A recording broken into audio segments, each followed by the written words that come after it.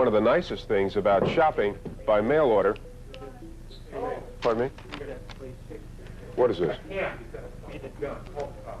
My dad was held hostage at gunpoint on a live news broadcast in the 80s. The video's been going viral, and you'll never believe the crazy story of what happened that day. In 1987, this man walked on to the CNBC news set. He was a 34-year-old computer programmer from Tallahassee, Florida, who believed that making my dad read this bizarre rambling statement would save the human race. And he told my dad, if you don't read this, I'll shoot you. Because, you know, one of the nicest things about shopping by mail order. Pardon me? What is this? Let me see what it says.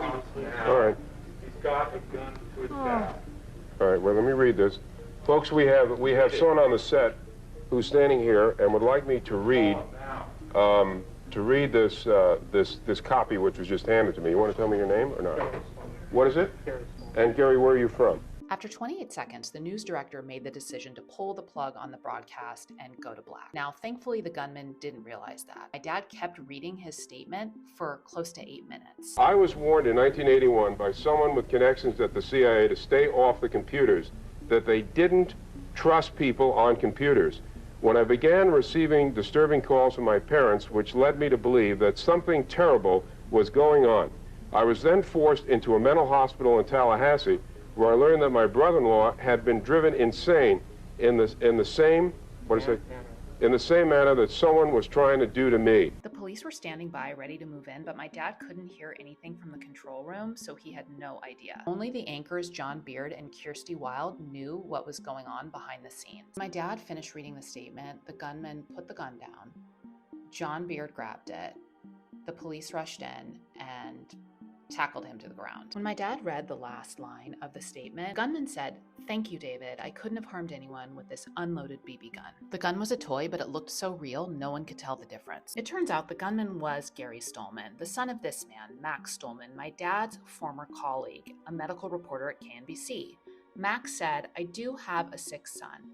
He's been hospitalized a number of times. I'm thankful he wasn't killed." At a press conference after the incident, this is what my dad said was going through his mind. I've covered enough hostage situations, and I've been in Vietnam, and I know that when someone points a gun at you, you do what they tell you to do and hope that someone's going to save you.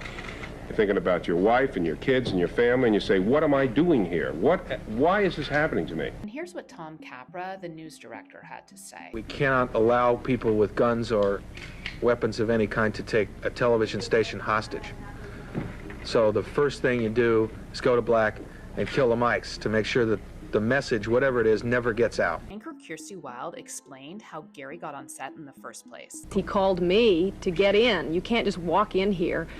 He called me and said that he was Max Stolman's son and he lived in the East and that he had never had the opportunity to see his dad while he was on our air. Gary was charged with felony false imprisonment and commercial burglary and faced a possible 3-year sentence. But it was determined that he was gravely disabled as a result of a mental disorder. My dad didn't want him sent to prison or locked away in a mental hospital because he didn't think that would help him. So he played a major role in getting the charges against Gary dismissed. Gary was placed on 3 years probation with the condition that he continues psychiatric treatment. My dad lost a lot of sleep over this happening to him, but he felt like something positive came out of it because he'd been warning about lookalike toy guns for years because people were using them to commit crimes. My dad's brand was called Fight Back. After this incident, that's exactly what he did. He spearheaded a campaign that led to the drafting of legislation in California, New York, and 12 other states, banning or regulating lookalike toy guns. Later, Congress passed a law requiring that toy guns have markings so that they don't look real. One of the reasons toy guns are colorful today is because of him.